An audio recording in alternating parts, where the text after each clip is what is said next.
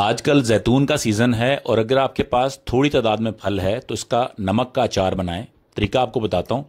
और साथ हमारे पास 25-26 अक्टूबर को ऑलिव फेस्टिवल में शिरकत करें। आपको मुख्तलिफ लोगों से मिलने का मौका भी मिलेगा। लें जनाब, अगर आपके पास ऑलिव मौजूद है तो उसको आप पहले लंगरी में डाल के या किसी भी पत्थर पे इसको क्रश कर लें। इसको आपने थोड़ा तोड़ लेना है ताकि इसका अंदर से जो आपका कड़वाहट है या कच्चापन है वो निकल जाए। इसके लिए आपने इसको पानी में डालना है, ठंडे पानी में, और पूरा दिन ये पड़ा रहेगा और शाम को फिर आपने इसका पानी निकाल देना है। इस तरह आपने 5 दिन ये प्रोसेस करना है कि ठंडा पानी डालेंगे, डालने के बाद इसको पूरा दिन रखेंगे और फिर अगले दिन आप फिर ये 24 घंटे के लिए इसको छोड़ देंगे। 5 दिन बाद आपका ये तैयार है, इसमें से कड़वाहट निकल जाएगी। इसके बाद जिस बर्तन में आप अचार बनाना चाहते हैं उसमें 12% नमक डालेंगे। इसका तरीका ये है कि ये अंडा जो है वो नमक में तैरना शुरू हो जाएगा जब इसमें 12% नमक होगा।